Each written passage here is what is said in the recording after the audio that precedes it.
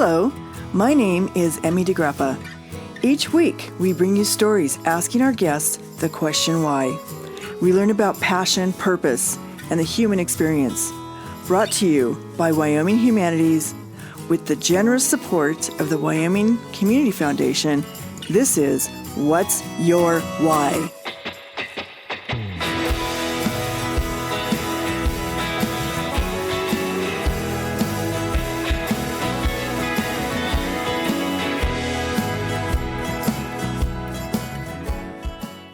Today, we are talking to Sheridan Press publisher Kristen Czaban and reporter and editor Ashleigh Snoozy. Their story and research was made possible by a grant from Wyoming Humanities.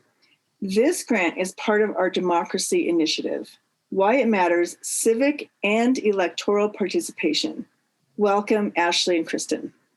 So the first question I have for you is that I want to learn from each of you.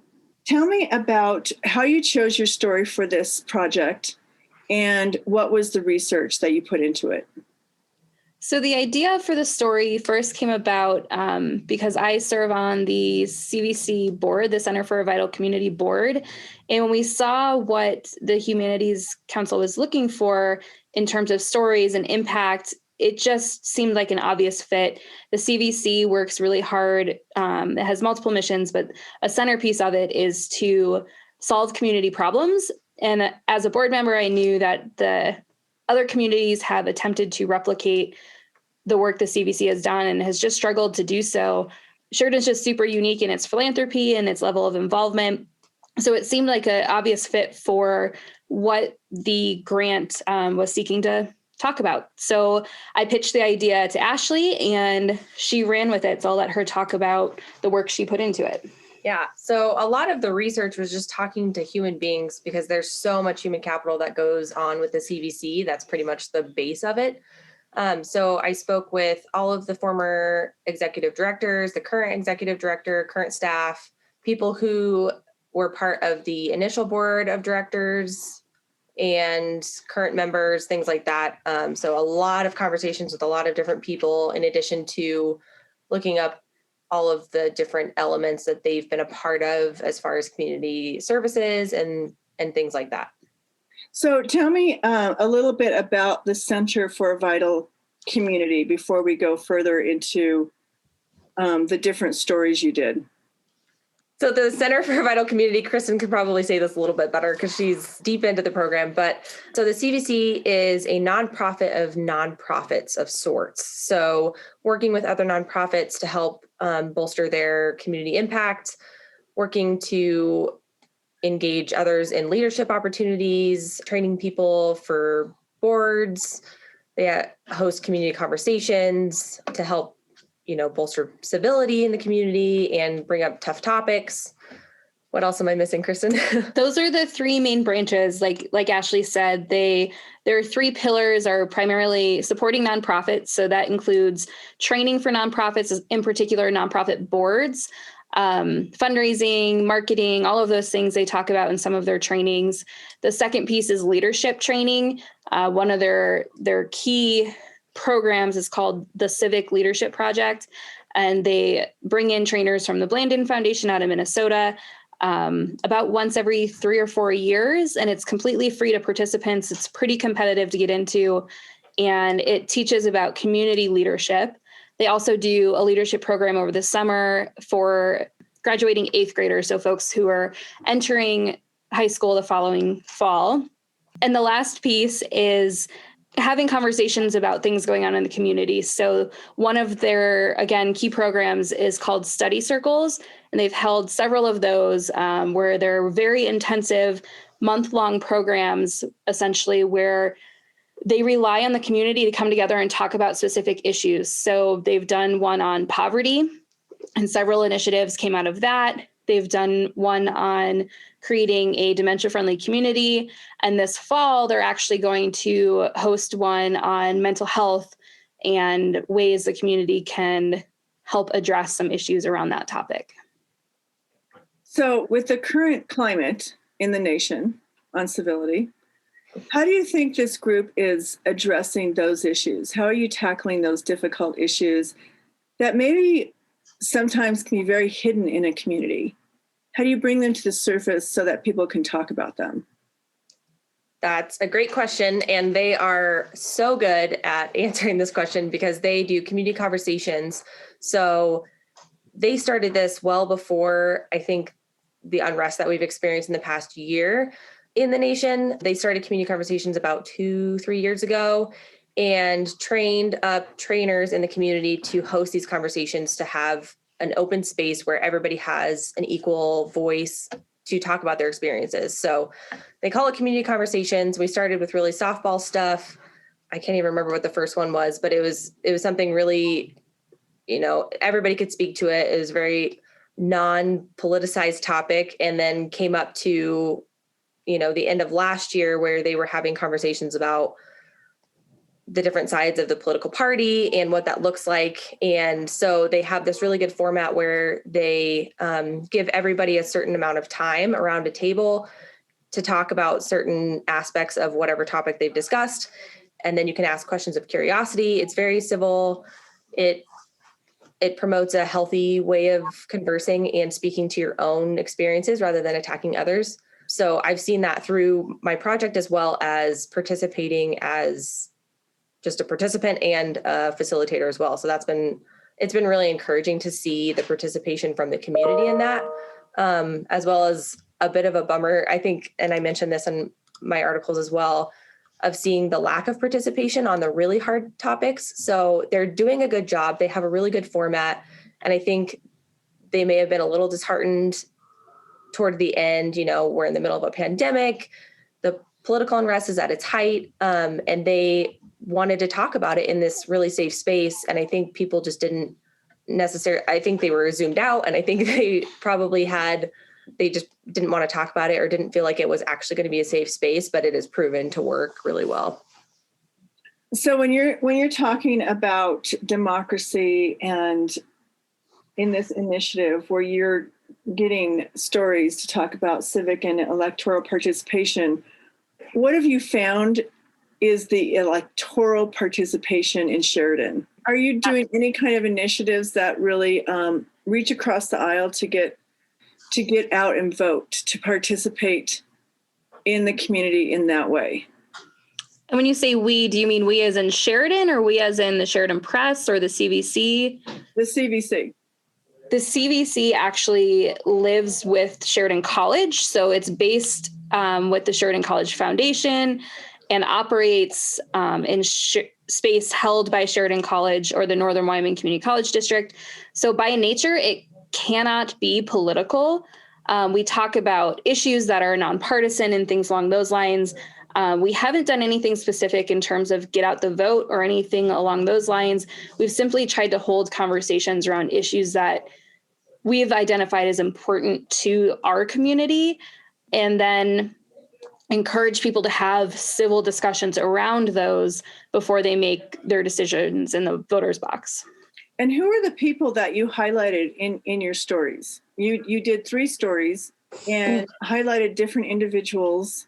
Why did you choose those specific stories? Great question. So the first story talked about the bigger picture of how it was founded, who those players were. So talking about founding board members, organizations that helped contribute to some of the content that we do. So the Blandon Foundation, like Kristen mentioned, and there's another one. Anyway, there are a couple foundations, some of the founding board members, some of the old executive directors. So that was kind of the initial article.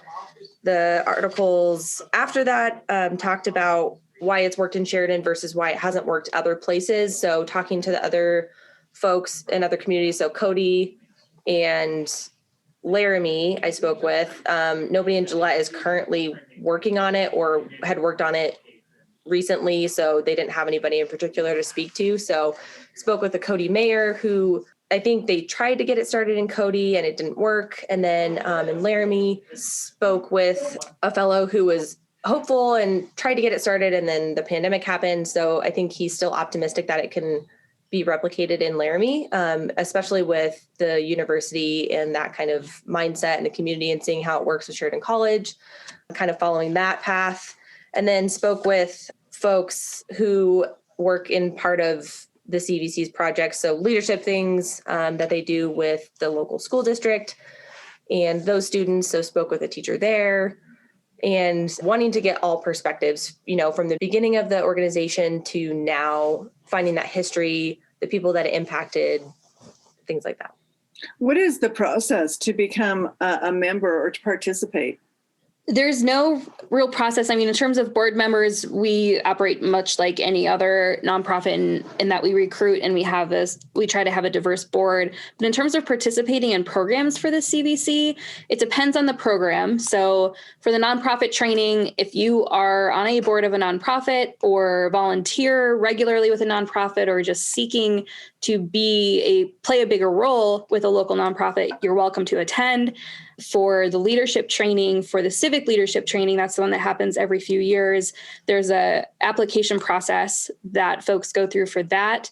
And for the 8th grade leadership program, I'm not sure they've ever turned anybody away, but there's a small essay that the kiddos have to write.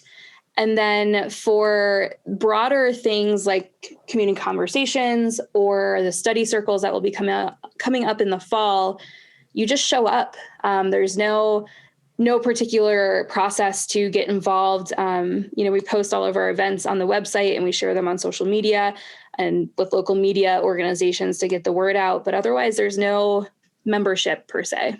So how do you reach out to underserved communities, or do you think you are reaching those communities?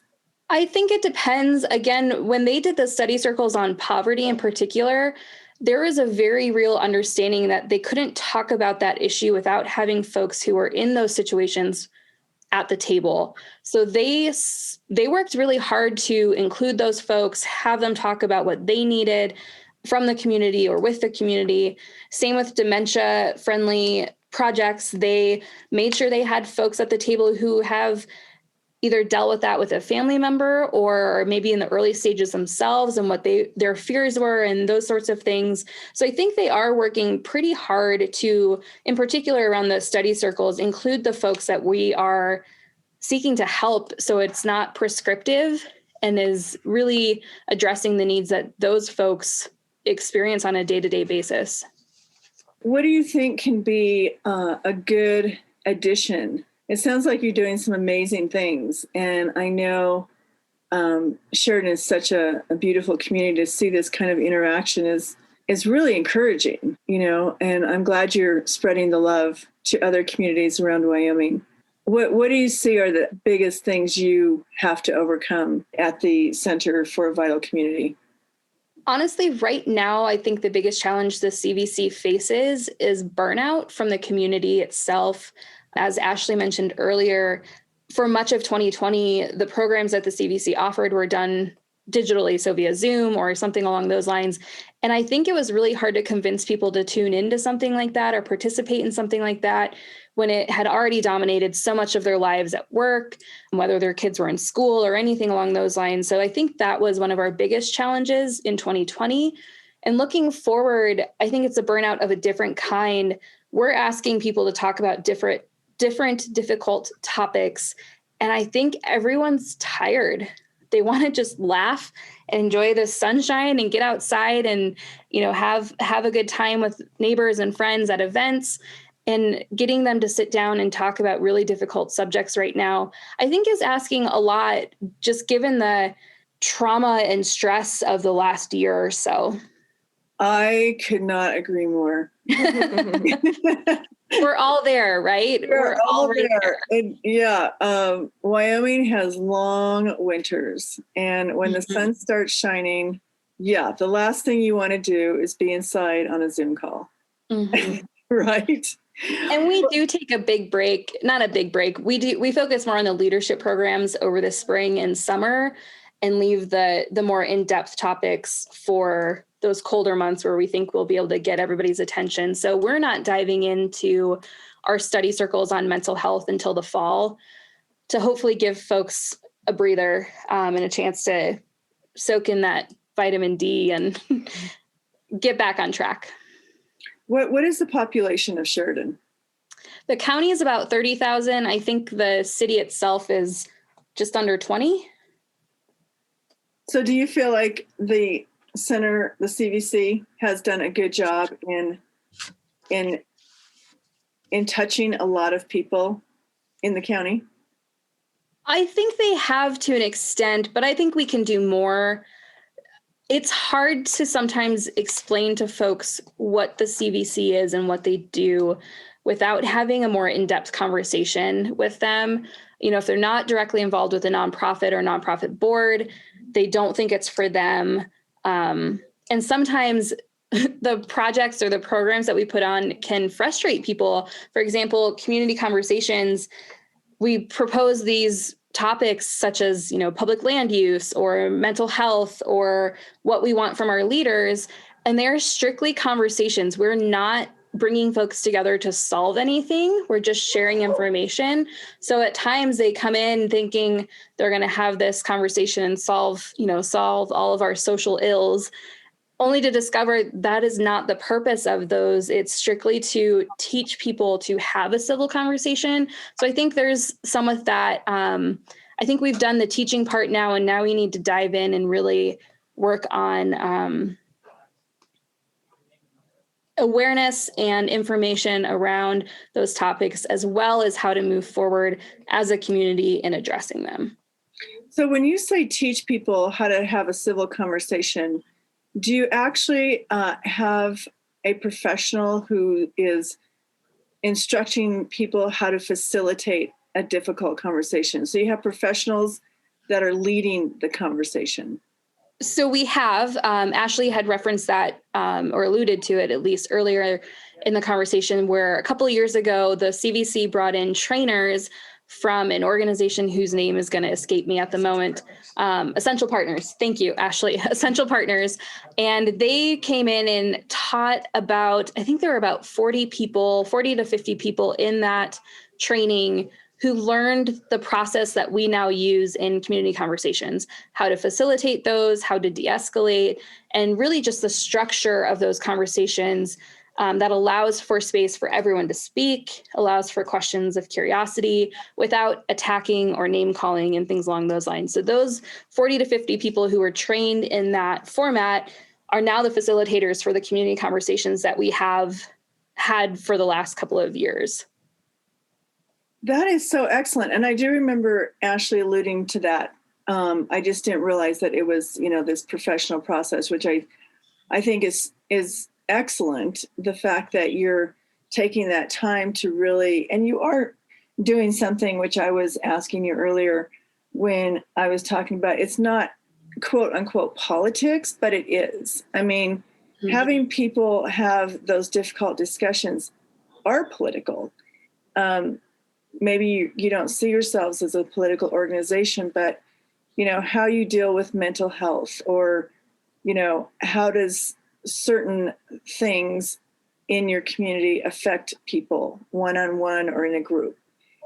And those are decisions that people in the town council or the county commissioners, those are decisions they make on your life, whether it's land use or other things. So even though you don't say it's political, it really is. And having that, being able to have those community conversations is really important in the encouragement of people to participate at the level of voting. Mm-hmm. Mm-hmm. And I think when I mean not political, I mean nonpartisan. Everybody brings their political views to the table, right? For all of these conversations, our goal is to help them have the conversations with folks who may not be in the same political spectrum or on a different end of the political spectrum than they are themselves. So yes, we deal with topics that are extremely political, but we do not insert any sort of agenda into those. We're just seeking to teach folks how to have conversations around those difficult topics. So Ashleigh, this last question is specifically for you. How long have you lived in Sheridan? Since 2016, so 5 years. Almost 5 years. Okay.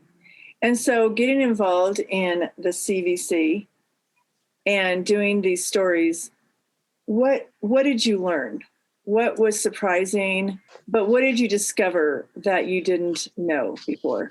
So I think about the CVC specifically, I discovered that it takes money and empowered people to get something like this done in a different community. And the moving forward part that you mentioned earlier, I think is the part that I kind of took from it, in that Sheridan is so unique and so special, which I knew after a couple months of living here, but I think it's just been reiterated. And I think CVC is a perfect example of who Sheridan, or what Sheridan is and does. So it's a really unique community that has really gracious philanthropists and also really good, well-trained leaders. So, and I think CVC plays a huge part in that. So CVC functions because it has the financial backing and the stability of the Scott Foundation and other foundations and other individual and private donors, as well as the people who are highly motivated and well-skilled at leadership to train other leaders to do that in the community. And I think there's this assumption that if somebody has an idea for a nonprofit, if they have an idea through a poverty circle or something like that, a study circle, that it's going to happen. I mean, even just this month, somebody I know started a new nonprofit, and even without the financial backing, chose to talk to the press about it, which was so fun. And she was easily empowered just because she knew that it was going to work out. And the second that she said something, the community would back her because it was a good idea. And she had, the opportunity to speak, or just she felt the authority and the leadership to be able to speak. So I think CVC plays a huge role in that, and that it's hard to replicate in other communities, but that's a good, and so that kind of makes it stand out. Definitely. And I think it does empower people, and it makes people want to get involved when you see that kind of encouragement, when someone has a great idea and they can put it out there in the world and feel confident, that people are going to get around them. And that really speaks a lot to the community and the warmth of the community, that you're embracing people. So thank you so much for talking to me today. You bet. Thank you for having us.